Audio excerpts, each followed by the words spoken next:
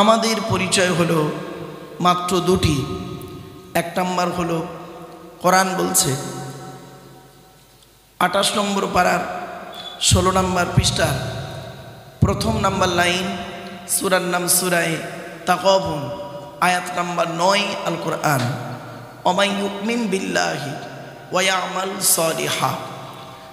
সৃষ্টিকর্তা বললেন, তোমরা আমাকে 100% বিশ্বাস করো। পৃথিবীর সমস্ত মানুষকে সৃষ্টিকর্তা বললেন, তোমরা 100% সৃষ্টিকর্তাকে বিশ্বাস করো।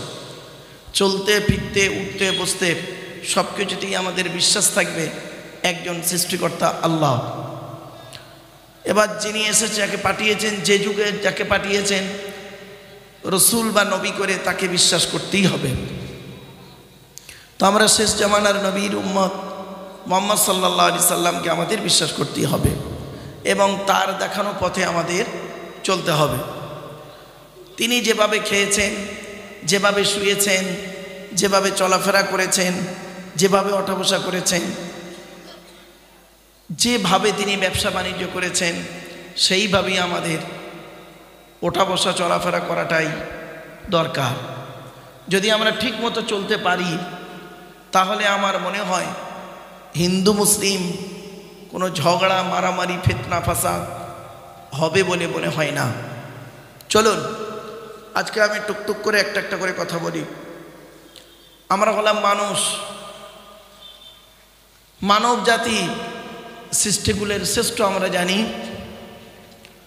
তা আমাদের আদি পিতার নাম হলো আদম আলাইহিস সালাতু সালাম।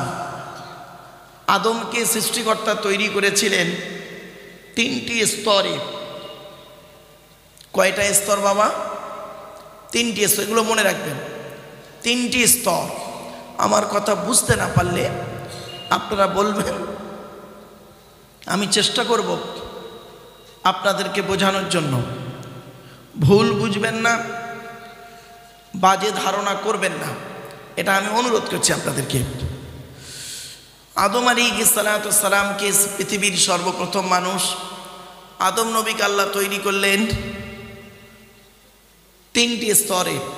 প্রথমটা ছিল 3 মাটি, তারপরে হলো হামাইম মাসনুন, হামাইম মাসনুন দুর্গন্ধ পচা কাদা। তারপরে হলো কি খলাকাল ইনসানা মিন সলসলিন কাল ফখার। 3টি স্তরে মানুষ আদমকে তৈরি করলেন আল্লাহ রাব্বুল আলামিন। আর আমাদেরকে তৈরি করলেন একটা পদ্ধতির মাধ্যমে, বাপের পৃষ্ঠ হতে, মায়ের পেটে থেকে, যাকে আমরা বলি বীর্য। বাপের পৃষ্ঠ হতে, মায়ের পেটে থেকে, অর্থাৎ পিতামাতার মাধ্যমে, একজন ছাড়া, অর্থাৎ ঈসা নবী ছাড়া। ঈসা নবীর কোনো বাপ নাই। এটা হলো সৃষ্টিকর্তার একটা নিদর্শন।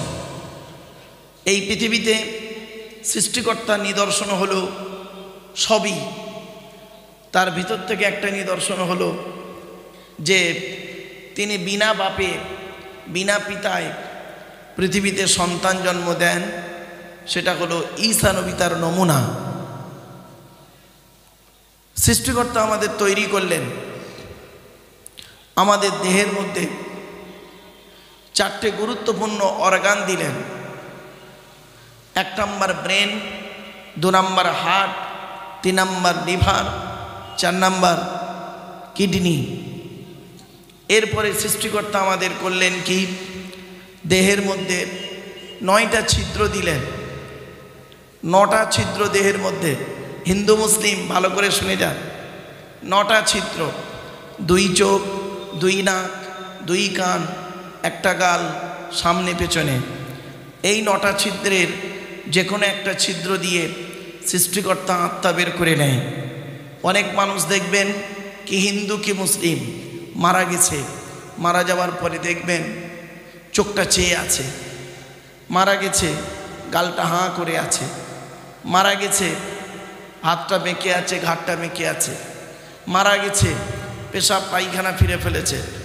আবার অনেক মানুষকে দেখবেন মারা গেছে, দেখলে মনে হবে লোকটা ঘুমিয়ে আছে। এবারে কিভাবে আপনি মরতে চান এখানে বসে একটু দয়া করে কথাগুলো শুনে যান। সৃষ্টিকর্তা যেন আমাদের ইমানের সহিত ভালোভাবে মৃত্যু দান করেন। যেহেতু পৃথিবীতে এসেছি, যেতে হবে, কেউ চিরস্থায়ী নয়, কয়েকদিনের জন্য আমাদের আশা। আর এই কয়েকদিনের ভিতরেই দেখবেন আমরা নিজেদের মধ্যে রক্ত নিয়ে মারামারি করি, নিজেদের অর্থ নিয়ে মারামারি করি, চেয়ার নিয়ে মারামারি করি, সম্মান নিয়ে মারামারি করি। মনে রাখবেন সব কিছুর মালিক কিন্তু একজনই, তিনি হলেন সৃষ্টিকর্তা আল্লাহ। যে সৃষ্টিকর্তা আপনাকে উঁচু আসনে বসাতে পারেন, সেই সৃষ্টিকর্তা আবার আপনাকে উঁচু আসন থেকে নিচে নামিয়ে বসিয়ে দিতে পারেন। যে সৃষ্টিকর্তা আজকের আপনাকে আমির বানাতে পারেন, সেই সৃষ্টিকর্তা পরের দিন আপনাকে ভিখারি বানাতে পারেন। অতএব আপনার চিন্তা ভাবনা চেতনা যেন সৃষ্টিকর্তার উপরে 100% থাকে। ভরসা যখন করবেন সৃষ্টিকর্তার উপরেই করুন, কোনো ব্যক্তি বস্তুর উপরে নয়। সৃষ্টিকর্তা নিজেই বলছেন, পবিত্র কোরআনের 30টা খণ্ড আছে, পারা আছে। যারা হিন্দু ভাই তারা তো এই পারা বুঝবে না, তাই আমি হিন্দু মুসলিম সমন্বয়ে কথাগুলি বলছি। কোরআনের 30টা খণ্ড আছে, তার মধ্যে 4 নম্বর খণ্ডের 10 নম্বর পৃষ্ঠাতে 4 নম্বর লাইনে বলা হয়েছে, হে পৃথিবীর মানুষ, তুমি যখন কোনো কাজ করতে যাবে, পৃথিবীর কোনো ব্যক্তি বস্তুর উপরে ভরসা করে কাজ করিও না, একমাত্র সৃষ্টিকর্তার উপরে ভরসা করে কাজে নামো। ইজা আযামতা ফাতাওয়াক্কাল আলাল্লাহ ইন্নাল্লাহা ইউহিব্বুল মুতাওয়াক্কিলিন। সৃষ্টিকর্তা বলছেন, তুমি যখন কোনো কাজ করতে যাবে, পৃথিবীর কোনো ব্যক্তি বস্তুর উপরে ভরসা করে কাজে নামবে না, একমাত্র সৃষ্টিকর্তার উপরে ভরসা করে কাজে নামবে। ইন্নাল্লাহা ইউহিব্বুল মুতাওয়াক্কিলিন। যারা সৃষ্টিকর্তার উপরে ভরসা করে কোনো কাজে নামে, আমি সৃষ্টিকর্তা তাদের অত্যন্ত ভালোবাসি। এই ভরসার একটা ছোট্ট উদাহরণ পেশ করছি আপনাদের সামনে। রাস্তা ছিল একটাই রাস্তা, দুটো দল গেল। প্রথম দল পার হয়ে গেল, দ্বিতীয় দল ডুবে মরে গেল। রাস্তা কিন্তু একটা, রাস্তা দুটো হয়নি, একটাই রাস্তা ছিল। রাস্তাটার নাম হলো, আপনারা জানেন, মুসা নবীর হাতের লাঠির মাধ্যমে সৃষ্টিকর্তা যে রাস্তা তৈরি করেছিলেন নদীর মাঝখান। রাস্তা ছিল একটা, দল ছিল দুটো, মুসা নবীর দলবল, পেছনে ছিল ফেরাউনের দলবল। মুসা নবীর দলবল প্রথমে গেল, পার হয়ে গেল, ফেরাউনের দলবল ডুবে মরে গেল। ভরসাটা রাস্তার উপরে নয়, ভরসাটা সৃষ্টিকর্তার উপরে করুন। মুসা নবীর ভরসা ছিল সৃষ্টিকর্তা আল্লাহর উপরে, আর ফেরাউনের ভরসা ছিল রাস্তার উপরে আর ওর সৈন্য সামন্তর উপরে। এজন্য বেটা ডুবে মরল। তাহলে ভরসাটা শুধু, ভরসাটা রাস্তার উপরে নয়, ভরসাটা করুন সৃষ্টিকর্তার উপরে। বাড়িতে গিয়ে ভাববেন কথাগুলি। এরপরে সৃষ্টিকর্তা বললেন, তো দেহের মধ্যে 3টে জিনিস দিয়েছি, খুবই গুরুত্বপূর্ণ। হিন্দু মুসলিম সকলকে আমি বলছি, এই খোলাপোতা নাকি এটা, এই খোলাপোতা বাজারে যত মুসলিম ভাইয়ের দোকান আছে, যত অমুসলিম সনাতন ধর্মের ভাইদের দোকান আছে, সকল দোকানদারকে লক্ষ্য করে বলছি, এই পৃথিবীতে যদি আপনি বাঁচতে চান, শান্তি আনতে চান, আপনার ব্যবসায় যদি ডেভেলপ করতে চান, তাহলে 3টে জিনিসকে ঠিক রাখুন। বয়জাফলা বদন্তেশ্বয়াকার। বয়জাফলায় ব্যবহার, যে দোকানদারের ব্যবহার খারাপ তার দোকানদারি বেশি দিন চলবে না। সুতরাং খরিদ্দারের সঙ্গে সুসম্পর্ক, ভালো আচরণটা রাখুন। ভয় হলো বচন, কথাবার্তা। যদি আপনি দোকানদার কথাবার্তা যদি খারাপ করেন খরিদ্দারের সঙ্গে, আপনার দোকানদারি বেশি দিন চলবে না। আপনি যেন ভাববেন না মুদিখানার দোকান শুধু কলাপোতা বাজারে আমার একার আছে, কাপড়ের দোকান শুধু আমার একার আছে, মিষ্টির দোকান শুধু আমার একার আছে। Competition market.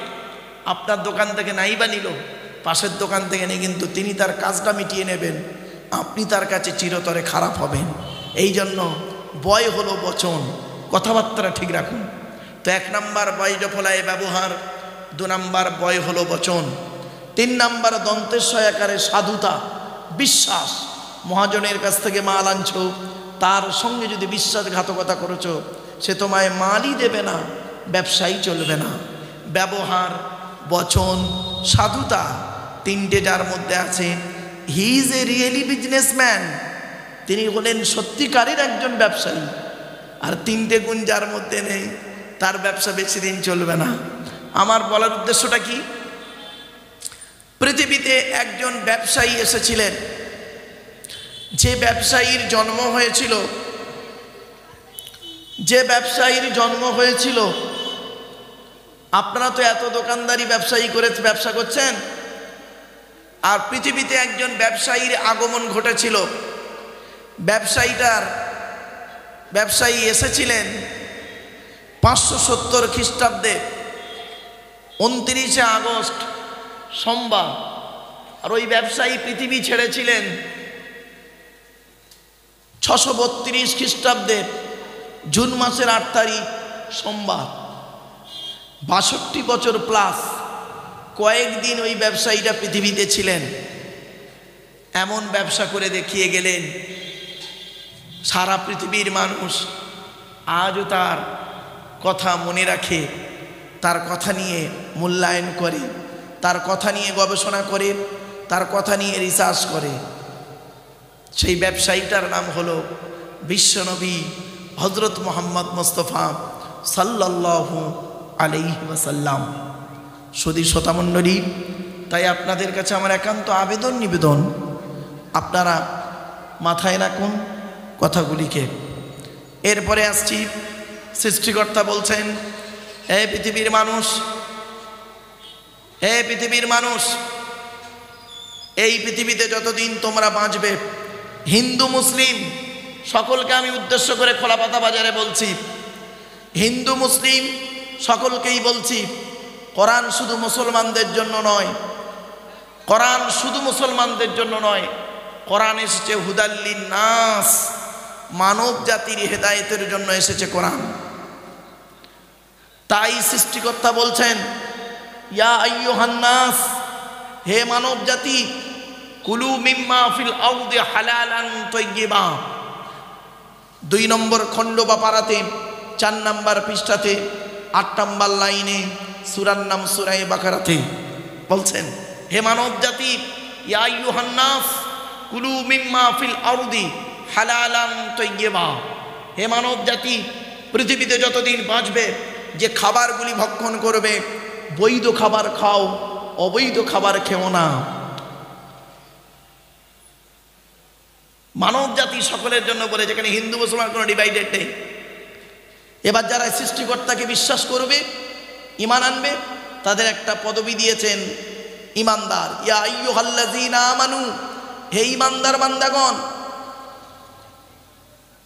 কুলু মিন তাইয়্যিবাতি মা রাযাকনাকুম, হে ঈমানদার বিশ্বাসীগণ, তোমরা সৃষ্টিকর্তার দেওয়া হালাল খাবারগুলো ভক্ষণ করো। আপনারা কি ভাবছেন সৃষ্টিকর্তা আল্লাহ শুধু এই মানব জাতিকে বলেছেন? না, রসুল নবীদেরকেও বলেছেন, নবীদেরকেও আল্লাহ বলেছেন হালাল খাবার খেতে। আমরা ধারণা করি নবীরা তো হালাল খাবার খাবেই 100%, তথাপিও নবীদেরকে আল্লাহ হালাল খাবার খেতে বললেন, ভালো কাজ করতে বললেন। ইয়া আইয়ুহার রাসূল কুলু মিন তাইয়্যিবাতি মা রাযাকনাকুম, হে রসুল গণ, এখানে রসুল শব্দটা আছে। ইয়া আইয়ুহার রাসূল, হে 18 পারায় 4 পৃষ্ঠার সূরার নাম সূরা মুমিনুনে বলা হয়েছে, ওয়ামালু সলিহা, হে রসুলগণ তোমরা হালাল খাবার খাও আর ভালো ভালো কাজগুলো করো। তাহলে শুধু এখানে সৃষ্টিকর্তা মানব জাতিকে বলেন, রসুলদেরকেও বলেছেন। তাই আপনাদেরকে আমি অনুরোধ করে বলে যাচ্ছি, হিন্দু মুসলিম বৈধ খাবার খান, অবৈধ খাবার খেতে যাবেন না। তাতে করে আপনার দেহটাও খারাপ হবে, মনটা ছোট হবে, ব্রেন বিবেক বুদ্ধিটা খারাপ পথে যাবে। আপনার সন্তান সেও জন্ম হবে খারাপভাবে। এজন্য অনুরোধ করে বলে যাচ্ছি, আপনি পৃথিবীতে যে কদিন বাঁচবেন বৈধ খাবার খেয়ে যান। এক নাম্বার হলো কি, সৃষ্টিকর্তা বললেন এই পৃথিবীতে তিনটে জিনিস তোদের আলাদা করে দিয়েছি। এক নাম্বার হলো ব্লাড গ্রুপ আলাদা, আমাদের প্রত্যেকের ব্লাড গ্রুপ আলাদা, হিন্দু মুসলিম প্রত্যেকেই, মনে রাখবেন। এজন্য আমি বেশ কিছু জায়গাতে বলি, হাই স্কুল কলেজ টলেজ আলোচনা করতে গিয়ে বলি কি, যে কিসের হিন্দু কিসের মুসলিম আপনারা পার্থক্য করেন, কিসের হিন্দু কিসের মুসলিম পার্থক্য করেন। আপনারা কি জানেন, হিন্দুদের রক্তের ভিতরে মুসলমানদের রক্ত আছে, মুসলমানদের রক্তের ভিতরে হিন্দুদের রক্ত আছে। কিরকম? মুসলমানদের রক্তের ভিতরে হিন্দুদের রক্ত আছে, হিন্দুদের রক্তের ভিতরে মুসলমানদের রক্ত আছে। ছোট্ট একটি উদাহরণের মাধ্যমে দিলেই বুঝতে পারবেন। আপনাদের এলাকায় ব্লাড ডোনেশন ক্যাম্প হয়, রক্তদান শিবির হয়, এই মাটিয়া থানায় অন্তর্গত বেশ কিছু জায়গায় ব্লাড যখন নেওয়া হয় তখন বলা হয় নাকি, এই ও হিন্দু ওর রক্ত আলাদা কর, ও মুসলিম ওর রক্ত আলাদা কর। বলে না, ব্লাডের মধ্যে কাস্টের কোনো ডিভাইডেড থাকে না, ব্লাডের মধ্যে কালারের কোনো ডিভাইডেড থাকে না, ব্লাডের মধ্যে জেন্ডারের কোনো ডিভাইডেড থাকে না, ব্লাডের মধ্যে গ্রুপের কোনো ডিভাইডেড মানে কালারের ডিভাইডেড থাকে না, ব্লাডের মধ্যে গ্রুপের ডিভাইডেড করা হয়। ব্লাডের 4টে গ্রুপ, এ বি, এবি আর ও, প্রত্যেকটার -প্লাস। একটা হিন্দুর রক্তের ভিতরে 3টে জিনিস পাওয়া যায়, লোহিত কণিকা, শ্বেতকণিকা, অনুচক্রিকা, as a same no difference. একটা মুসলমানের রক্তের ভিতরে ওই 3টিই পাওয়া যায়। এ হিন্দু, তুমি মন্দিরে গিয়ে যাকে ঈশ্বর বা ভগবান বলে ডাকো তাকে জীবনে মন্দিরে পাবে না। হে খ্রিস্টান, গির্জায় গিয়ে যাকে গড বলে ডাকো তাকে জীবনে কোনো দিন গির্জায় পাবে না। হে মুসলমান, হে মুসলমান, মসজিদে গিয়ে যাকে আল্লাহ আল্লাহ বলে ডাকো ও আল্লাহকে মসজিদে পাবে তো? চলুন দেখি আমরা 3 ধর্মের মানুষ সৃষ্টিকর্তাকে খুঁজতে বেরোই। সৃষ্টিকর্তা নিজেই বলছেন, ওরে পৃথিবীর মানুষ, আমাকে খুঁজতে যেতে হবে না, আমাকে খুঁজতে যেতে হবে না রে পৃথিবীর মানুষ। এই পৃথিবীতে আমি কোথায় আছি শুনে নে। পবিত্র কোরআনের 30 নম্বর পারা কোরআন শরীফ জানেন, 30 নম্বর খণ্ড কোরআন শরীফ আগেই বলে দিয়েছি। 26 নম্বর খণ্ডে রেফারেন্সটা কোথায় আছে বলে দিচ্ছি, শুনে নিন। 26 নম্বর খণ্ডে 18 নম্বর পৃষ্ঠাতে প্রথম নাম্বার লাইনে সেখানে বলা হয়েছে সূরায়ে কফে, ওয়ালাকাদ খলাকনাল ইনসানা ওয়া না'লামু মা তুওয়াসবিসু বিহি নাফসুহু ওয়া নাহনু আকরাবু ইলাইহি মিন হাবলিল ওয়ারিদ। সৃষ্টিকর্তা বললেন, হে মানব জাতি, আমি তোদের সৃষ্টি করেছি, তোদের মনের মধ্যে ভালো মন্দ যা কিছু আছে সব আমি সৃষ্টিকর্তা সব জানি। তোরা কোনো দিন ভাববি না আমি সৃষ্টিকর্তা অনেক দূরে, না না না, আমি তোর ঘাড়ের শিরারও নিকটবর্তী। একবার অন্তরে অন্তঃস্থল থেকে আমাকে আল্লাহ বলে ডাক দে, আমি সৃষ্টিকর্তা তোর ডাকে সাড়া দেব।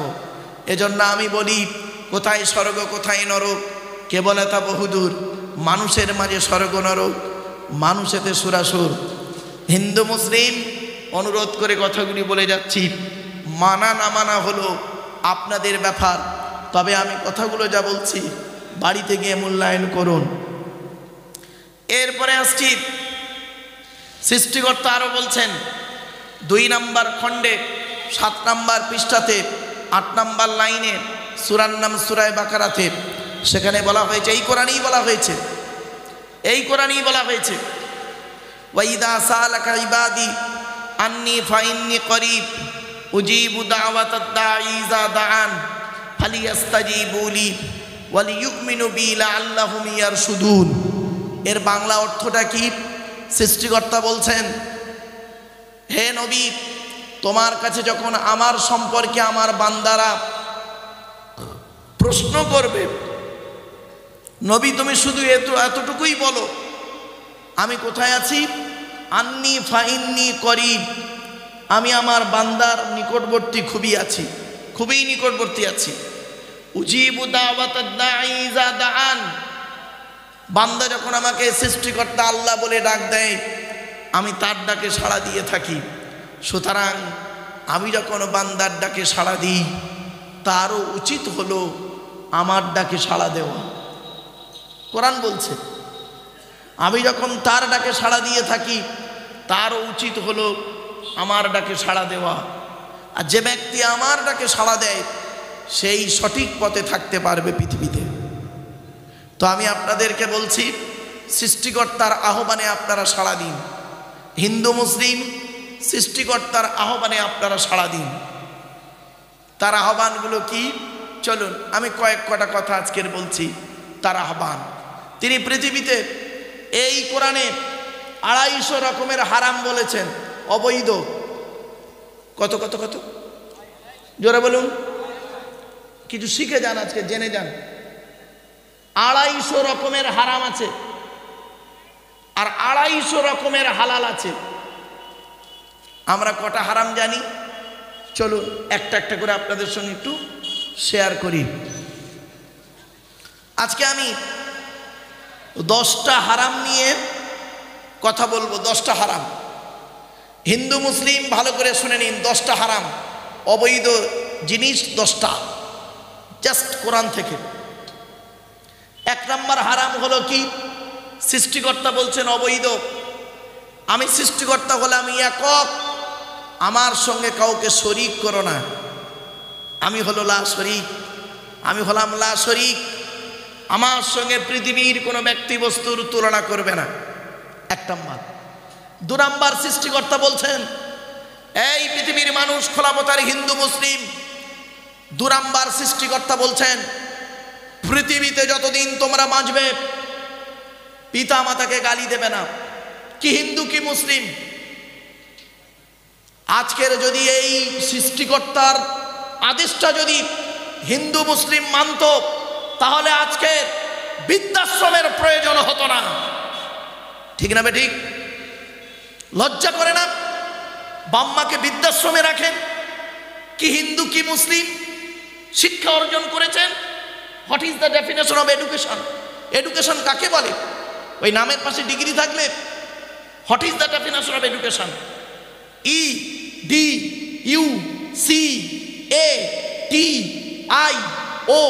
EDUCATION, এক একটা লেটারের এক একটা গুণাগুণ আছে, তবেই তাকে এডুকেশন বা শিক্ষা বলে। ই থেকে ইগার্ডি, ডি থেকে ডেভেলপমেন্ট, ইউ থেকে ইউনিভার্সাল, সি থেকে ক্যাপাবিলিটি, এ থেকে অ্যাক্টিভ, টি থেকে টলারেন্স, আই থেকে ইন্টেলিজেন্ট, ও থেকে ওবিডিয়েন্স, এন থেকে ন্যাচারাল। এতগুলো গুণে গুণান্বিত বস্তুকে বলা হয় এডুকেশন বা শিক্ষা। লজ্জা করে না? যে মা তোমাকে পেটে ধরল, যে বাপ তোমাকে জন্ম দিল, সেই বাম্মাকে তুমি বৃদ্ধাশ্রমে রেখে এলে। মনে রেখো, সৃষ্টিকর্তা ছাড় দেয়, ছেড়ে দেয় না। তুমি তোমার পিতামাতাকে বৃদ্ধাশ্রমে রেখে আসছো, তুমি তোমার পিতামাতাকে গালি দিচ্ছ, তুমি তোমার পিতামাতাকে দেখো না, তুমি তোমার পিতামাতাকে খেতে দাও না। মনে রেখো, তোমারও সন্তান আল্লাহ দিয়েছে, তোমার সন্তান তোমার থেকেই আদায় করবে। এই জ্ঞানটা যেন তোমার থাকে। তুমি তখন যেন বলো না, তুমি সৃষ্টিকর্তাকে তখন বলো না যে আমার ছেলে আমাকে দেখে না। তুমি সৃষ্টিকর্তাকে তখন বলো না যে আমার ছেলে আমাকে দেখে না, কারণ তুমি তোমার বাপকে দেখোনি, তুমি তোমার মাকে দেখোনি। দুঃখ লাগে, বৃদ্ধাশ্রমগুলোতে গিয়ে পশ্চিমবাংলা তথা ভারতবর্ষের ঘোরা মানুষ আমি, ভারতবর্ষ, নেপাল, বাংলাদেশ, 3টে দেশ ঘোরা মানুষ। ওই বৃদ্ধাশ্রমগুলোতে গেলে বৃদ্ধ পিতামাতার চোখের পানি দেখলে না আপনারা সহ্য করতে পারবেন না। জিজ্ঞাসা করি, কেন মা তুমি এখানে, কেন বাবা তুমি এখানে, তোমার ছেলে নাই? বলে আমার ছেলে খুব শিক্ষিত, সময় পায় না, বৌমা দেখে না। এই ছেলে, এই তুমি কেমন স্বামী? হিন্দু মুসলিম স্ত্রীর কাছে নিজেকে বিক্রি করে দিয়েছ তোমার পিতামাতাকে। তোমার স্ত্রী তোমার পিতামাতাকে দেখে না। আর বলি কি, বলবো কোথায়? ডাইসটা তো খারাপ, ডাইসটাই তো খারাপ। ডাইসটা হলো কে? বাপ আর মা। বেশিরভাগ মেয়ের সংসার নষ্ট হয়, বেশিরভাগ মেয়ের সংসার নষ্ট হয় কি হিন্দু কি মুসলিম, মনে রাখবেন, বেশিরভাগ মেয়ের সংসার নষ্ট হয় মেয়ের মায়ের কান ভাঙা নিতে।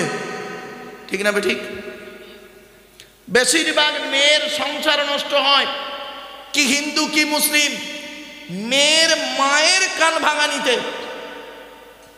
যে মেয়ের মা যত বেশি চালাক, যে মেয়ের মা যত বেশি চালাক, সেই মেয়ের কপালে তত তাড়াতাড়ি তলা। ঠিক না ঠিক? একদম একদম বাস্তব কথা বলছি। আর পুরুষ, তুমি পুরুষ, তোমাকে পুরুষ বলতেই ঘৃণা লাগে কি হিন্দু কি মুসলিম, তোমাকে শিক্ষিত লোক বলতেই ঘৃণা লাগে, তোমাকে মাস্টার ডাক্তার বলতেই ঘৃণা লাগে। তুমি তোমার বাপকেই দেখো না, মাকে দেখো না। তুমি আবার কিসের আলেম, কিসের বক্তা, কিসের মলি সাহেব, কিসের ডাক্তার, কিসের মাস্টার, কিসের ইঞ্জিনিয়ার, কিসের প্রফেসর? তুমি তোমার বাম্মাকে দেখো না। তোমাকে সমাজে, তুমি হলে সমাজের সব থেকে বড় নরকের কীট তোমরাই, যারা পিতামাতার দেখো না। এজন্য অনুরোধ করে বলে যাচ্ছি, সৃষ্টিকর্তা বলছেন, আমি বলি নাই, এই টোটাল কোরআনে আছে পিতামাতার সেবা যত্ন করো। সৃষ্টিকর্তা আল্লাহ এবং নবীর পরে স্থান হলো পিতামাতার। পিতামাতাকে কোনো দিন কাঁদাবেন না, কি হিন্দু কি মুসলিম। আপনাদেরকে আমি অনুরোধ করে বলে যাচ্ছি, বৃদ্ধ পিতামাতাকে কোনো দিন কাঁদাবেন না, কোনো দিন কাঁদাবেন না। আর বৃদ্ধ পিতামাতার আশীর্বাদ দোয়া নেবে। এরা পিতামাতার দোয়া না নিয়ে শ্বশুর শাশুড়ির দোয়া নিচ্ছে। পিতামাতার দোয়া নেয় না, শ্বশুর শাশুড়ির দোয়া নিচ্ছে। শ্বশুর শাশুড়ির খেদমত করছে, শ্বশুর শাশুড়ির তেল মারছে। কারণ বউ ভালো ব্যবহার করবে। বাবা, বাপকে খেতে দাও না, মাকে, এই মাকে খেতে দাও না, শাশুড়িকে হজে নিয়ে যাও। মাকে খেতে দাও না, শাশুড়িকে হজে নিয়ে যাচ্ছে। বাহ! ও হিন্দু ও মুসলিম, মনে রেখো, এই পৃথিবী ছেড়ে তোমাকে যেতে হবে। মুসলমান তোমাকে কবরে ঢুকতে হবে, হিন্দু তোমায় শ্মশানে শুতে হবে। এটা মনে রেখো। মাটির দেহ মাটি হবে, পুড়ে হবে ছাই। এ দেহ পচা দেহ, গরব কিসের ভাই? মাটির দেহ মাটি হবে, পুড়ে হবে ছাই। এ দেহ পচা দেহ, গরব কিসের ভাই? কিসের অহংকার? টাকার অহংকার? সৃষ্টিকর্তা বলছেন, ও টাকা তোর নয়, ও টাকা আমার। আমি তোকে দিয়েছি কয়েকদিন নাড়াচাড়া করতে। মনে রাখিস, তিনটে জিনিসের হিসাব আমাকে দিতে হবে। জ্ঞানী জ্ঞানের হিসাব দে, জ্ঞানী জ্ঞানের হিসাব দে, ধনী অর্থের হিসাব দে। তোকে আমি অর্থ দিয়েছিলাম, কোথায় কোন খাতে ব্যয় করেছিস হিসাব দে। আর যুবক, এই যুবক ছেলে, যৌবনের হিসাব দে। এই তিনটে হিসাব দেওয়ার জন্য আপনারা এখানে প্রস্তুত হন। টাকা আপনার, আপনি কিসের ধনী বলেন? চোখ দুটো বন্ধ হয়ে গেলে সব শেষ। আপনারা কি জানেন? ছোট্ট একটা উদাহরণ দিচ্ছি। আপনারা কি জানেন, আপনাদের এলাকায়, মুসলিমদের বলছি, এবার মুসলিমদের বলছি, যখন মানুষ মারা যায় মুসলিমরা কি করেন? আপনারা গোসল দিয়ে, কাফন পরিয়ে, জানাজা পড়িয়ে, মাটি দিয়ে চলে আসেন, তাই তো নাকি? আরে ভাই বলুন না, আহা হু বলুন আমার সঙ্গে। আচ্ছা, 20 দিন পর, কতদিন? 20 দিন পরে কোনো দিন কোনো মুসলিমের কবর খুলে দেখেছেন মালটা কেমন আছে? দেখেননি না? একবার একটু দয়া করে দেখবেন, আপনার ধারণাটাই পাল্টে যাবে। শুনে নিন, মানুষকে যখন মাটি দিয়ে আসা হয় 8 থেকে 10 দিন পরে মাথার চুলগুলো, গায়ের লোমগুলো, হাতের নখগুলো খসে খসে পড়ে যায়। 12 থেকে 14 দিন পরে মাথার ব্রেনটা পচে গিয়ে নাক দিয়ে, কান দিয়ে, গাল দিয়ে গড়াতে থাকে। 18 থেকে 20 দিন পর পেটটা ফেটে যায়, পোকায় তৈরি হয়। 2 মাস পর সমস্ত চামড়া মাংস পোকায় খেয়ে নেয়, ফ্রেমটা পড়ে থাকে। 6 মাস পর কয়েক কটা হাড় ছাড়া বাকি সব পোকায় খেয়ে নেয়। কোথায় গেল সুন্দর দেহ? শুনে নিন, তবে কয়েক কটা দেহ মাটি খেতে পারে না, টাটকা থাকে। সেই দেহগুলোর মধ্যে, মুসলিমদেরকে বলছি, সেই দেহগুলোর মধ্যে একটা দেহ যেন আপনার হয়, আমার হয়। এই জন্য এখানে একটু বসুন, সেই দেহগুলোর নামগুলো শুনুন। 1 নাম্বার নবীদের দেহ, আমরা কেউ আর নবী হতে পারবো না, 1 নাম্বারটা শেষ। 2 নাম্বার শহীদানদের দেহ, আমরা শহীদান হতে পারবো কি তা জানি না। 3 নাম্বার মোকাম্মাল কোরআনে হাফেজের দেহ, আমরা হাফেজ হতে পারবো কি তা জানি না। হাক্কানি আলেমের দেহ, পারবো কি তা জানি না। 5 নাম্বার মুয়াজ্জিনের দেহ, আর মসজিদ তো একটাই খোলা পথে এই বাজারে, নাকি আর দুটো আছে ভাই? আছে, তার দুটো মসজিদে কটা মুয়াজ্জিন? আজান দেয় কজন? 2 জন, তো হয়ে গেল তো। 6 নাম্বারটা আমরা হতে পারবো প্রত্যেকেই হালাল খানেওয়ালা মানুষের দেহ, মাটি কোনো দিন খেতে পারে না, টাটকা থাকে। সুধী শ্রোতামণ্ডলী, হালাল খাবারটুকু খান। হিন্দু মুসলিম কাঁধে কাঁধ মিলিয়ে চলুন। মনে রাখবেন, চোখ দুটো বন্ধ হয়ে গেলে সব শেষ। একই আকাশের তলায় থাকি, একই কলের জল খাই, একই রাস্তার উপরে চলাফেরা করি, একই মিষ্টির দোকানে মিষ্টি কিনে খাই, একই চায়ের দোকানে খাই। যদি কাপে চা দেয়, আগে আমাদের ছোটবেলায় এই কাঁচের গ্লাসে চা দিত, এখন অনেক দোকানদার দেয় কিনা জানি না, একটাই গ্লাস, কাঁচের গ্লাস, একটাই গ্লাস, ও 10 বার দিনে ধোয় 10 রকম লোককে চা দিত। এখন তো খুরি হয়েছে, কাপ হয়েছে, তাই তো নাকি? একই কলের জল খাই, কেন মারামারি করি? মনে রাখবেন, শিক্ষা যদি কারোর মধ্যে থাকে, প্রকৃত শিক্ষা যদি থাকে, তাহলে তার মধ্যে কোনোদিন নোংরা জিনিসটা আসবে না। সে হিন্দু হোক, মুসলিম হোক, হিন্দু হোক, মুসলিম হোক, প্রকৃত শিক্ষা তো নেই। ওই চুরি চামারি টুকরি করে তো পাস করেছি, আর চাকরি কিভাবে পেয়েছি তো সেই উপরওয়ালা জানে, আর যার কাছ থেকে পেয়েছি তিনি জানেন। ওইভাবে ওই 2 নম্বরি করে পৃথিবীতে কয়েকদিন থাকা যায়, কিন্তু মনে রাখবেন, চিরস্থায়ী থাকা যায় না। মনে রাখবেন, আব্দুল কাদের জিলানি চলে গেছে, খাজা মঈনুদ্দিন চলে গেছে, হযরত মুহাম্মদ সাল্লাল্লাহু আলাইহি ওয়াসাল্লাম চলে গেছে, গৌতম বৌদ্ধ চলে গেছে, স্বামী বিবেকানন্দ চলে গেছে, রামকৃষ্ণ পরমহংসদেব চলে গেছে, রবীন্দ্রনাথ ঠাকুর চলে গেছে, এপিজে আব্দুল কালাম চলে গেছে। শুধু তাই নয়, চলে গেছে আচার্য জগদীশ চন্দ্র বসু। তারা চলে গেছে, কিন্তু রেখে গেছে কিছু, যারা শুধু মরে নাহিদায়ে প্রাণ, তাদের কভু কোনো দিন করেনি সম্মান। মনে রাখবেন, তারা পৃথিবী ছেড়ে চলে গেছে, কিন্তু তারা আমাদের জন্য এমন কিছু জিনিস রেখে গেছে, তাদের রেখে যাওয়া জিনিস থেকে আমরা আজকের উপকৃত হচ্ছি। কবিতা পড়ছি, গল্প পড়ে নিজের বিবেককে তৈরি করছি। মনে রাখবেন, তারা এখনো মরেনি, আমাদের সামনে তারা, তাদের কলমের লেখাটা আজও জীবিত রয়েছে আমাদের সামনে। এইটুকু মূল্যায়ন করতে পারেননি, তা আপনি আবার মানুষ নাকি? আল্লামা রুহুল আমিন রহমাতুল্লাহ আলাইহি চলে গেছেন, আবু বকর সিদ্দিক রহমাতুল্লাহ আলাইহি চলে গেছেন। শুধু তাই নয়, এই বাংলার জমিনে বহু জ্ঞানী গুণীরা চলে গেছেন। আবার আজও তারা চোখের সামনে, তাদের লেখনীয়গুলো আজও আমাদের চোখের সামনে ভাসে। কোথায় আছেন? আগে মানুষ হই, চলুন। হিন্দু মুসলিম আমরা আগে মানুষ হই। আজকের অনেকে রাতের বেলা বাড়ি যাব, গিয়ে স্ত্রীকে গালিগালাজ করব। আপনারা কি জানেন? এই কোরআনে বলা হয়েছে, এই কোরআনে বলা হয়েছে, এর যে নবী এসছেন, যে নবী মুহাম্মদকে নিয়ে এত গবেষণা করা হচ্ছে সারা পৃথিবী নিয়ে, শুনে নিন, সেই মুহাম্মদ সাল্লাল্লাহু আলাইহি ওয়াসাল্লাম বলছেন, স্ত্রীর পিতামাতার গালি দেওয়া হলো হারাম বা অবৈধ। কি বলল? কি বলল? স্ত্রীকে পিতামাতা মানে কে হয়? আপনার কে হবে?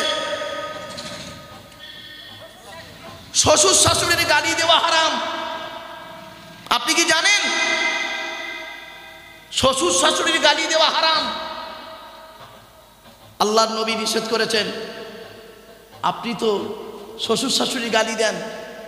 আপনার স্ত্রী একটা ভুল করেছে, তাকে গালি দিয়েছেন, তাকে গালি দিয়ে আপনার স্বাদ মেটে নাই, তার মরা বাপটাকেও গালি দিয়েছেন, মরা মাটাকেও গালি দিয়েছেন, দিয়ে আপনি মন্দিরে যাচ্ছেন, আপনি মসজিদে যাচ্ছেন, আপনি মনে করেছেন আপনি খুব ভালো লোক, আপনি ভালো লোক। আপনি লোকের 2 নম্বরি মালগুলো মেরে, মানুষের মেরে, মানুষ হত্যা করে, মানুষের মানসিক চাপ সৃষ্টি করে তার আত্মাকে মেরেছেন, তার দেহটাকে শেষ করেছেন, তার বিবেকটাকে শেষ করেছেন আপনি। শোনেন, মার্ডার কত রকমের হয় জানেন?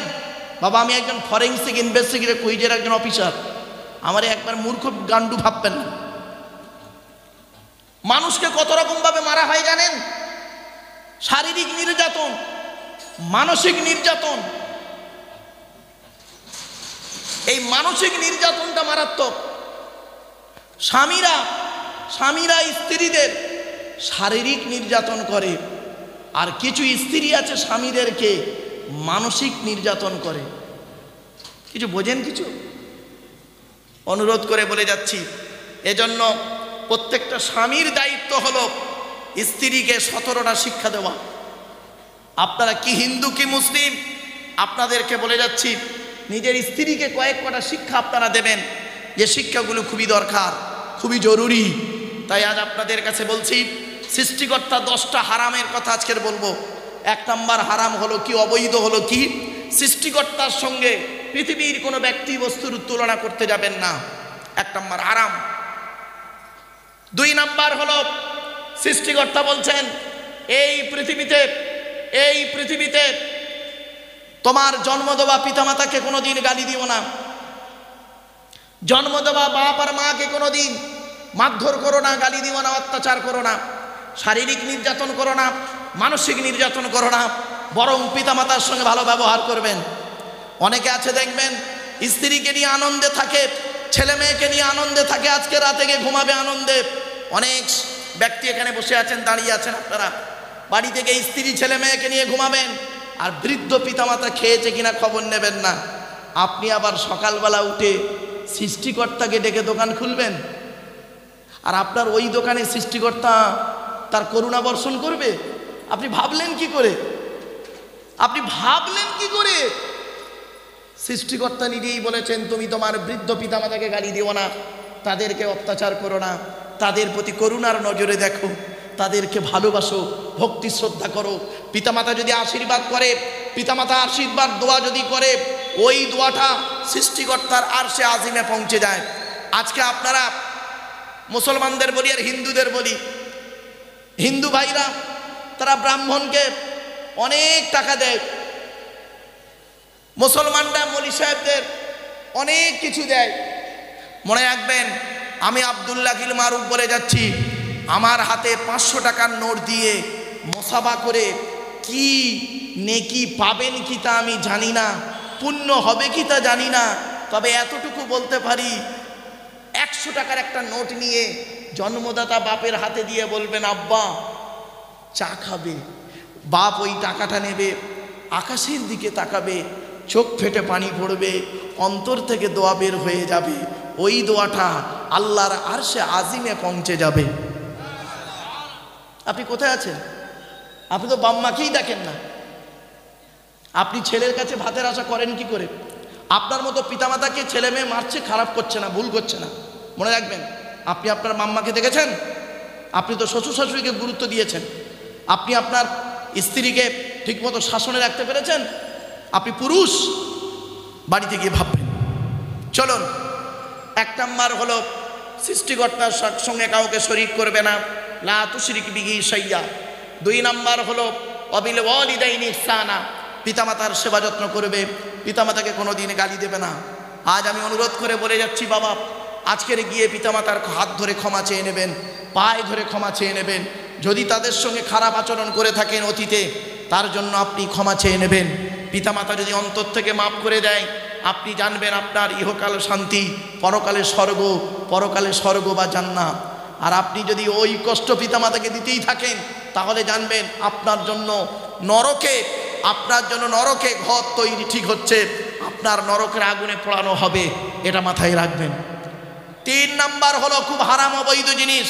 হিন্দু মুসলিম শুনে নিন, সৃষ্টিকর্তা বলছেন লা তাকতুলু আওলাদাকুম মিন ইমলাক, তোমরা তোমাদের সন্তানদেরকে হত্যা করো না। এখানে অনেক নারী পুরুষ আছে হিন্দু মুসলিম যারা নিজের সন্তানকে হত্যা করেছে, অনেক হিন্দু মুসলিম আছে এখানে দাঁড়িয়ে বসে সন্তান হত্যা করেছেন। শুনে নিন, বিবাহের আগে যারা সন্তান হত্যা করেছেন অবৈধ সম্পর্ক করে, তারা পৃথিবীতে 2টো নিকৃষ্ট কাজ করেছেন, পাপ কাজ। 1 নাম্বার অবৈধভাবে আপনি সন্তান হত্যা করেছেন, 2 নাম্বার হলো আপনি ব্যভিচার করেছেন। বুঝতে পারছেন? আর বিবাহের পরে যারা সন্তান হত্যা করেছেন, কি হিন্দু কি মুসলিম, মনে রাখবেন আপনাদের ছাড় নেই। সৃষ্টিকর্তা বলছেন ওয়াইজাল মাউউদাতু সুইলাত বিআইয়ি যামবিন কুতিলাত, ওই সমস্ত মৃত সন্তানদেরকে আমি সৃষ্টিকর্তা পরকালে জীবিত করে জিজ্ঞাসা করব, কোন অন্যায়ের কারণে তোমাদের পিতামাতা তোমাদের হত্যা করেছিল। ওই মাসুম বাচ্চারা বলবে, ওগো দয়াময়, আমরা হত্যা হতে চাইনি, বাপের পৃষ্ঠ হতে মায়ের পেটে থেকে আমরা যখন এলাম, আমাদের পিতামাতা খবর পেল আমার স্ত্রীর পেটে বাচ্চা এসে গেছে, দুজনে মিলে যুক্তি করলো এ বাচ্চাটা নেওয়া যাবে না। অতএব করলো কি, 499 টাকা দামের ট্যাবলেট খাইয়ে ইঞ্জেকশনের মাধ্যমে, ওয়াশের মাধ্যমে আমাদের মেরে দিয়েছে। আজকের দিনে যদি নরকে দিতে হয়, আজকের দিনে যদি জাহান্নামায় বা নরকে দিতে হয়, ওই বাপ আর মাকে আগে জাহান্নামায় ঢোকাও, কারণ ওরাই আমাদেরকে হত্যা করেছে। এই জন্য অনুরোধ করে বলে যাচ্ছি, খবরদার যারা সন্তান হত্যা করেছেন, নিজের সন্তান স্ত্রীর পেটের বাচ্চা মেরেছেন, মনে রাখবেন আপনাকে নরক, জাহান্নাম, যতক্ষণ না আপনি ক্ষমা প্রার্থনা করে ফিরে আসেন ভালো দিকে। আপনারা কি জানেন সন্তান হত্যা করা মহাপাপ? কোরআনে বলা হয়েছে 3 নাম্বার হারাম। হারামের মধ্যে 3 নাম্বার হারাম হলো লা তাকতুলু আওলাদাকুম মিন খাশিয়াতি ইমলাক। সৃষ্টিকর্তা বলছেন তোমরা তোমাদের সন্তানদেরকে খাওয়াবার ভয়ে হত্যা করো না। আমি তোমাদের খাওয়াই, তাদেরও খাওয়াই, সুতরাং তাদেরকে হত্যা করে তুমি পৃথিবীতে মহা পাপ কাজ করো না। আজকের সন্তান হত্যা শুরু হয়ে গেছে। তবে এখন দুদিকে হত্যা হয়, মায়ের পেটে বাচ্চা থাকলে হত্যা করা হয়, আর মায়ের পেট থেকে বার হলে তারপরে হত্যা করা হয়। 2 রকম হত্যা হয়, রাগ করবেন না, 2 রকম হত্যা হয়। আর নারী নির্যাতন, নারীর প্রতি অত্যাচার, নারী মৃত্যু তো মানে অ্যাভেলেবেল হয়ে গেছে। শুনে নিন, আপনাদেরকে বলে যাচ্ছি, হিন্দু মুসলিম যে বাড়িতে কন্যা সন্তান বেশি, সেই বাড়িতে সৃষ্টিকর্তার করুণা বর্ষণ বেশি। জোরে বলুন সুবহানাল্লাহ। মুসা বলে একজন নবী ছিল, নাম শুনেছেন আপনারা? শুনেছেন? আগের যিনি বক্তব্য রাখছিলেন উনি মুসা নবী, আইয়ুব নবীর কথা বলছিলেন, মনে পড়ছে কি? অনেকে শুনেছেন, শুনে নিন। মুসা নবী একদিন, হিন্দু মুসলিম শুনে নিন, মুসা বলে একজন নবী ছিলেন, তিনি সৃষ্টিকর্তাকে একদিন বলছেন, ওগো দয়াময়, এই পৃথিবীতে যখন তুমি খুশি হও তখন তুমি কি করো? সৃষ্টিকর্তা বললেন, তখন আমি করি কি, আকাশ থেকে পানি বর্ষণ করি। সৃষ্টিকর্তা খুশি হয় যখন, তখন আকাশ থেকে পানি বর্ষণ করে। তারপরে মুসা নবী বলেছিলেন, এর থেকে বেশি খুশি হলে কি করেন?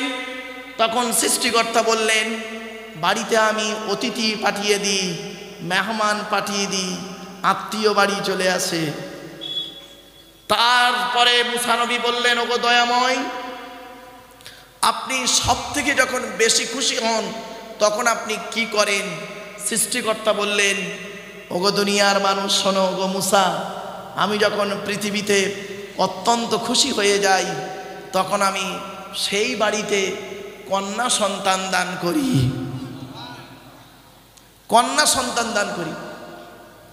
মনে রাখবেন, কন্যা সন্তান হলো সৃষ্টিকর্তার দেওয়া একটা নিয়ামত। আজ হিন্দু মুসলিমের বাড়িতে গিয়ে দেখবেন, যদি কোনো স্ত্রীর দুটো কন্যা হয়, তারপরে সেই স্ত্রীকে হুমকি দেওয়া হয়, এরপরে যদি তোর মেয়ে হয়েছে তোকে ডিভোর্স দিয়ে দেবো। কেন সরকার এগুলোকে দেখে না? কেন সরকার এগুলোকে দেখে না? কন্যা সন্তান পুত্র সন্তান দেওয়ার মালিক কি? ওই মহিলাটা? চলুন মেডিকেল সায়েন্স কি বলছে দেখি।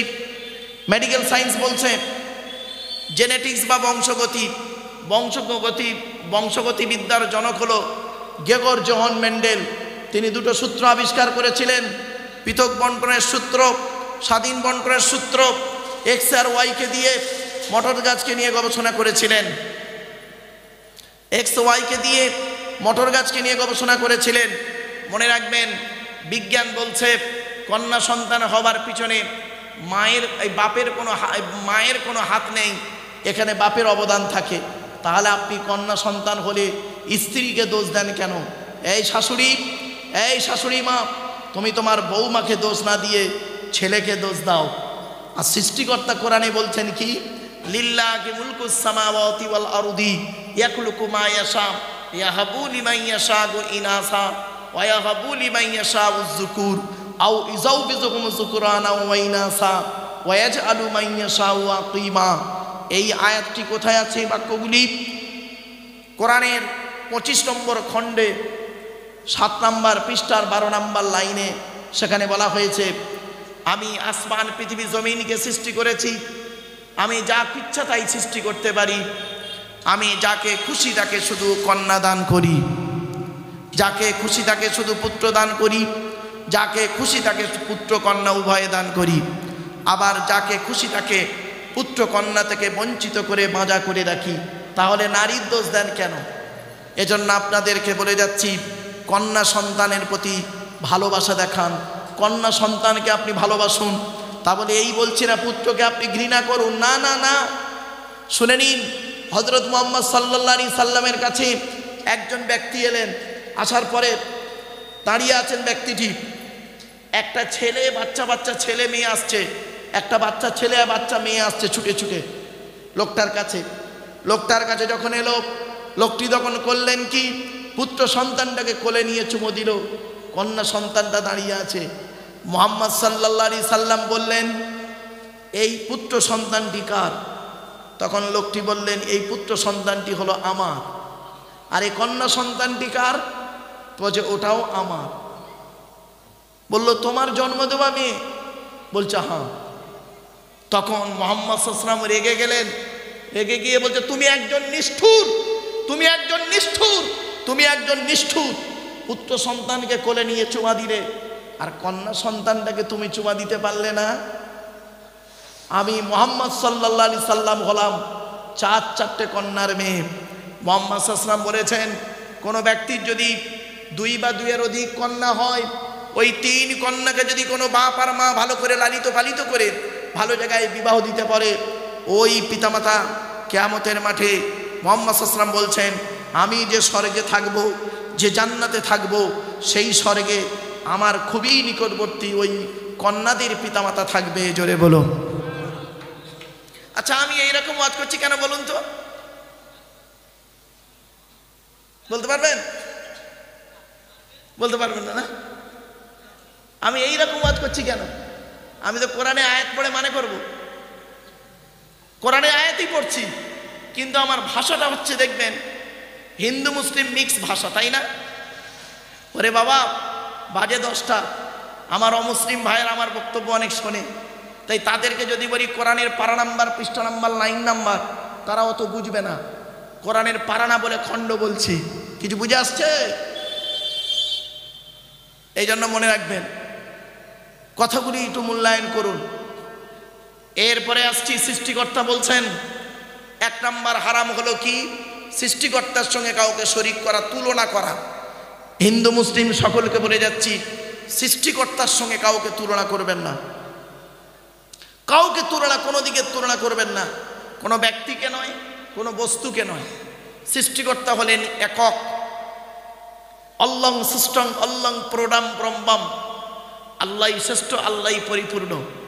সুতরাং সৃষ্টিকর্তার সঙ্গে কোনো বস্তুর তুলনা করবেন না, সৃষ্টিকর্তার সঙ্গে কোনো ব্যক্তির তুলনা করবেন না, কোনো দিকের তুলনা করা যাবে না। 2 নাম্বার হলো পিতামাতার অবাধ্য হবেন না, গালিগালাজ করবেন না। আপনারা জানেন, একটা ছোট্ট কথা আপনাদের বলি, মুসলিমদের কবরে দিলে আপনারা শুনেছেন মুসলিমদেরকে 3টে প্রশ্ন করা হবে, মান রব্বুকা, মান নবিয়ুকা, ওমা দীনুকা। তাই তো নাকি? তোমার রবকে, তোমার নবীকে, তোমার দিন কি? আচ্ছা, মুসলিমদের কি আলাদা একটা প্রশ্ন করা হবে নাকি? মা সিলসিলাতুকা, বলুন বলুন তো, সিলসিলাটা কি? তুই তবলিগ না ফুরফুরা না বেরেলি না জামাতি ইসলামী না আহলে হাদিস, বলবে নাকি? তাহলে কবরে এইরকম প্রশ্ন আপনাকে করা হবে না। কিয়ামতের মাঠে পরকালে যারা উঠবেন, কিয়ামত প্রত্যেকেই তো উঠতে হবে। পরকালে কোনোদিন সৃষ্টিকর্তা প্রশ্ন করবে বুঝি, পৃথিবীতে তবলিগ ফুরফুরা বেরেলি ওয়াহাবি কি ছিলিস, বলবে নাকি? তাও বলবে না। পৃথিবীতে তুই গোল জামা পরেছিস না চেরা জামা পরেছিস, গোল টুপি পরেছিস না লম্বা টুপি পরেছিস, এটা প্রশ্ন করবে? তাও করবে না। তাহলে যে প্রশ্ন আপনার কবরে হবে না, যে প্রশ্ন আপনাকে পরকালে হবে না, সেই প্রশ্নগুলো নিয়ে মারামারি করেন কেন পৃথিবীতে মূর্খের মতো? কয়েকদিন তো বাঁচবে না মুসলমানরা, সেইগুলো মারামারি করেন কেন? গোল টুপি, লম্বা টুপি, চেরা জামা, ফাড়া জামা, এইসব নিয়ে। যে প্রশ্ন আপনার কিয়ামতের মাঠে হবে, কিয়ামতের মাঠে যে প্রশ্নের জবাব আপনাকে দিতে হবে, সেই প্রশ্ন একটু শুনুন তো দেখি, সেই প্রশ্নগুলো শুনুন। পরকালে কিয়ামতের মাঠে আপনাকে 2 ধরনের প্রশ্ন হবে। ক ধরন? 2 ধরন। একরকম প্রশ্ন হবে, একরকম সৃষ্টিকর্তার তরফ থেকে, সৃষ্টিকর্তার তরফ থেকে প্রশ্ন হবে। 2 নাম্বার প্রশ্ন হলো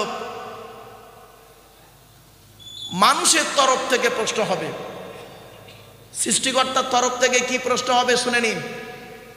সৃষ্টিকর্তার তরফ থেকে প্রশ্ন হবে, তুই নামাজ পড়েছিলিস, রোজা রেখেছিলিস, জাকাত দিয়েছিলিস, ইত্যাদি ইত্যাদি। তো আপনি বলবেন কি, ওগো দয়াময়, নামাজ মাঝে মাঝে পড়েছি, মাঝে মাঝে ছেড়ে দিয়েছি, এইটুকুই আপনি বলবেন।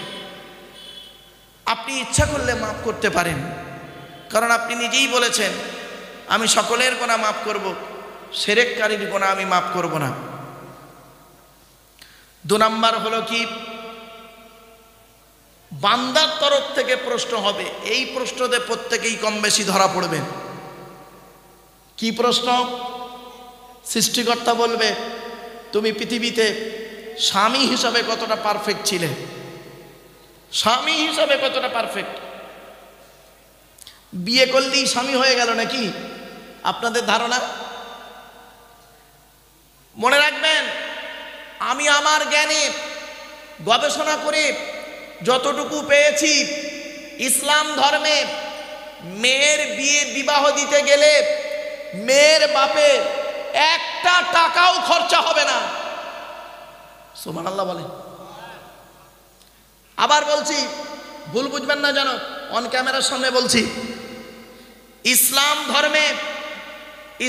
ধর্মে মেয়ের বিবাহ দিতে গেলে মেয়ের বাপে 1 টাকাও খরচা হবে না।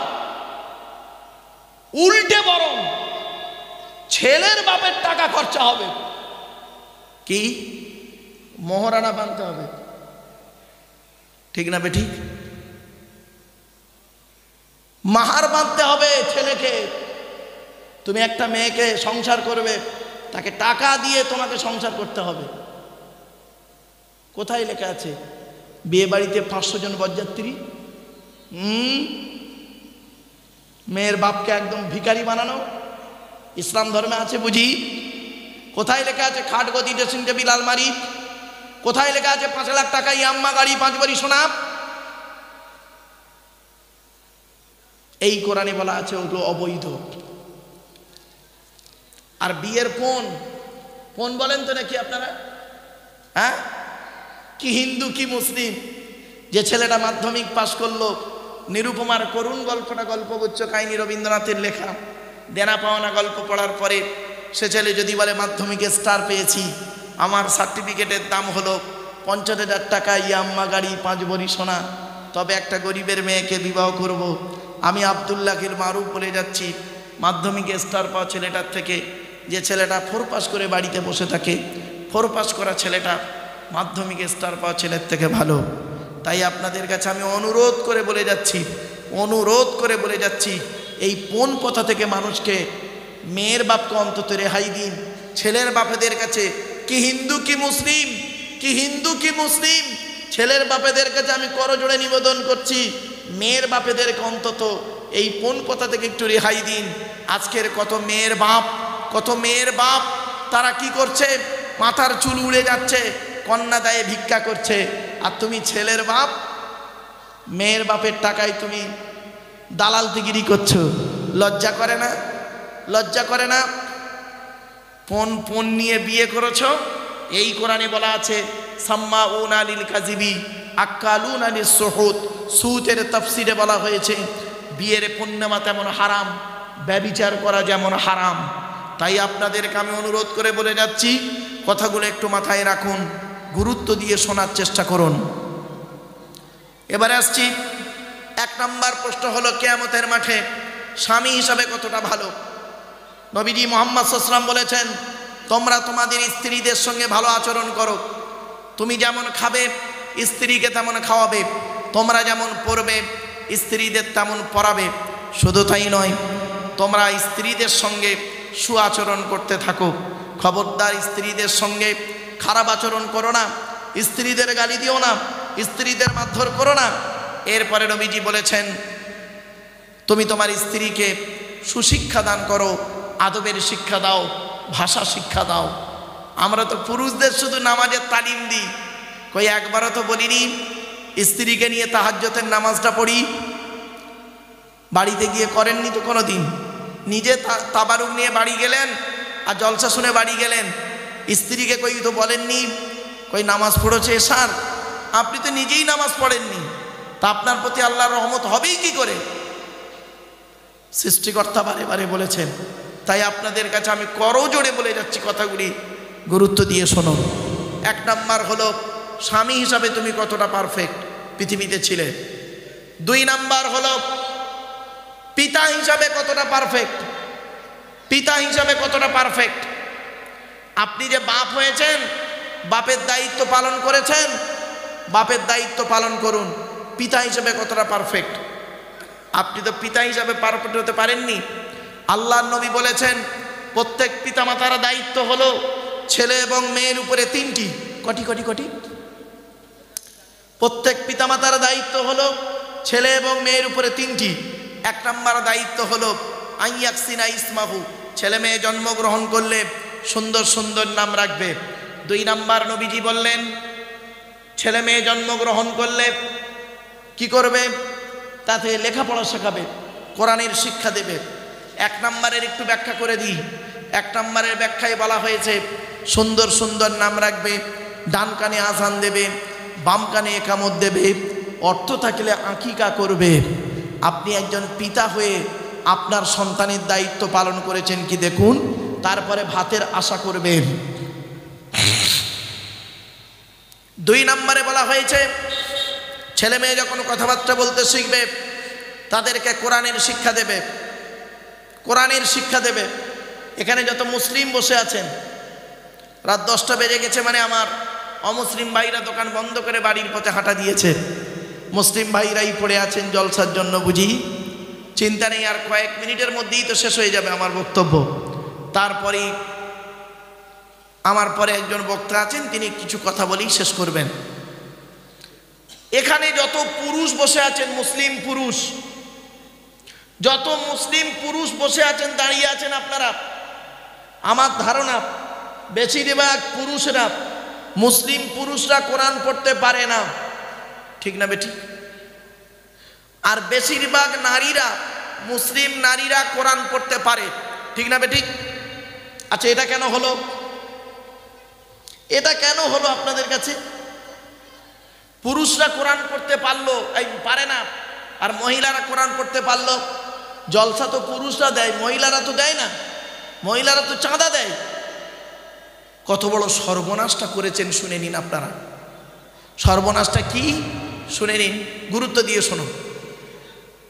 যে কোরআন পড়তে পারে না, যে পুরুষ, মুসলিম পুরুষ, যে মুসলিম পুরুষ কোরআন পড়তে পারে না, তার জন্য 6 জন দায়ী। কজন? 6 জন দায়ী। কে কে? 1 নাম্বার, যে নিজে পড়তে পারে না সে নিজে দায়ী। 2 নাম্বার, ওর জন্মদাতা বাপ দায়ী। 3 নাম্বার, পেটে ধরা মা দায়ী। 4 নাম্বার, শ্বশুর দায়ী। 5 নাম্বার, শাশুড়ি দায়ী। 6 নাম্বার হলো যারা বিয়ের দেখাশোনা করতে গেছে ওরা দায়ী। যারা বিবাহের দেখাশোনায় গেছেন, আপনারা মেয়েদের দেখাশোনায় গিয়ে কি করেছেন? মুসলিম ভাইরা কি করেছেন? প্রথমে মেয়েটাকে বলেছেন তোমার নাম কি, তোমার বাপের নাম কি, তোমার মায়ের নাম কি, তুমি কোরআন পড়তে পারো? তো মেয়েটা বলেছে হ্যাঁ। আপনি বললেন পড়ো। অত লোকের সামনে মেয়েটার কোরআন পড়া শুনেছিলেন। এবারে মেয়ের তরফ থেকে যখন ছেলেকে দেখতে গিয়েছিলেন, ছেলেকে জিজ্ঞাসা করলেন কি, তোমার নাম কি, তোমার বাপের নাম কি, তোমার ক ভাই বোন, কোরআন তুমি কি ইনকাম করো? একবারও বলেছেন এই ছেলে এই কোরআন পড়তে পারো? অজুর ফরজ জানো, গোসলের ফরজ জানো, তায়াম্মুমের ফরজ জানো? একবারও জিজ্ঞাসা করেননি। এর মধ্যে কি বড় ভুল হয়েছে শুনে নিন। সমাজের একটা মারাত্মক বড় ক্ষতি হয়ে গেছে, মারাত্মক বড় সমাজের ক্ষতি হয়েছে। মেয়ের বাপেদের মাথায় ঢুকে গেছে আমার ছেলে, আমার মেয়ে কিছু হোক আর না হোক কোরআন পড়াতে হবে, কোরআন পড়া শেখাতেই হবে। তাই মেয়ের বাপেরা দেখবেন মসজিদের ইমাম, কোথায় মৌলানা সাহেব, কোথায় হাফেজ সাহেব ধরে মেয়েকে কোরআন শেখালো। আর ছেলের বাপেদের মাথায় ঢুকে গেছে আমার ছেলে কোরআন পড়ুক আর না পড়ুক, আমার ছেলে টাকা থাকলেই হবে, এই খোলাপতা বাজারে 4টে দোকান থাকলেই আমার ছেলের যথেষ্ট, আমার ছেলের কোরআন পড়া লাগবে না। ফলে কি দাঁড়ালো? 50 বছর পরে বুড়ো লোকটা কোরআন পড়তে পারে না, আর মেয়েটা বুড়িটা কোরআন পড়তে পারে। এই তো দাঁড়ালো। যেখানে নবীজি বলেছেন খায়রুকুম মান তাআল্লামাল কুরআনা ওয়া আল্লামাহু, তোমাদের মধ্যে উত্তম ব্যক্তি হলো ওই লোকটা যে নিজে কোরআন শেখে, অপরকে কোরআন শিক্ষা দেয়। তাই আমি আপনাদের খোলাপতার মানুষদের কাছে বলে যাচ্ছি, করো জোরে বাবা, মসজিদের ইমাম সাহেবের কাছে বসে অন্তত কোরআন পড়াটা একটু দয়া করে শিখে নেবেন, কোরআন পড়াটা একটু শিখে নেবেন। মসজিদের ইমাম সাহেবের কাছে বসে, এলাকার অনেক আলেম উলামা আছে তাদের কাছে বসে অন্তত কোরআন পড়াটা শিখে নেবেন। এই অনুরোধটুকু আমি আপনাদের কাছে করলাম, মাথায় রাখুন, এ দায়িত্ব কিন্তু আপনাদের। 1 নম্বরে নবী বললেন, এবার আসছি কিয়ামতের মাঠে প্রশ্ন হবে। 1 নম্বর পিতা হিসাবে কতটা ভালো, 2 নম্বর এই স্বামী হিসাবে কতটা ভালো, 2 নম্বর পিতা হিসাবে কতটা ভালো। পিতা হিসাবে আলোচনা করতে গিয়ে নবীজির ওই হাদিসটাকে আলোচনা করছিলাম। নবীজি বলেছেন প্রত্যেক পিতামাতার দায়িত্ব হলো ছেলে এবং মেয়ের উপরে 3টি। 1 নম্বর সুন্দর সুন্দর নাম রাখতে হবে। 2 নম্বর ছেলে মেয়ে যখন কথাবার্তা বলতে শিখবে তাদেরকে কোরআনের শিক্ষা দেবে। 3 নম্বর হলো ওয়াইজা বালাগা ওয়াইজা বিজা হইজা আদরাকা, ছেলে মেয়ে যখন বালক নাবালেগ থেকে সাবালেগ হবে, পাত্রপাত্রী দেখে সঠিক সময়ে তাদেরকে বিবাহের ব্যবস্থা করবে। যদি সঠিক সময়ে তাদের বিবাহের ব্যবস্থা না করো, মনে রাখবেন সঠিক সময় যদি ছেলে মেয়েকে বিবাহ না দেন, ওই ছেলে মেয়ে যদি পরকীয়ায় লিপ্ত হয়, ওই ছেলে মেয়ে যদি জেনায় লিপ্ত হয়, ও চাচা দাড়িওয়ালা মুসল্লি নামাজি, তুমি এখানে মসজিদে নামাজ পড়ছো, তোমার মেয়েটা কি করছে? দেহ ব্যবসা করছে। তুমি এখানে মসজিদে নামাজ পড়ছো, তোমার ছেলেটা ব্যভিচারে লিপ্ত হচ্ছে, তাকে বিয়ে দাওনি বলে মনে রেখো সমস্ত পাপ, ছেলে মেয়ের পাপ তোমার ঘাড়ে পড়বে। তোমার কোনো টেনশন নিতে হবে না। দাঁড়াও, চোখ দুটো বন্ধ হোক। সঠিক সময়ে যদি ছেলে মেয়েকে বিবাহ না দেন। এবারে আসছি, তাহলে 1 নম্বর স্বামী হিসাবে কতটা ভালো, 2 নম্বর পিতা হিসাবে কতটা ভালো, 3 নম্বর হলো কি ছেলে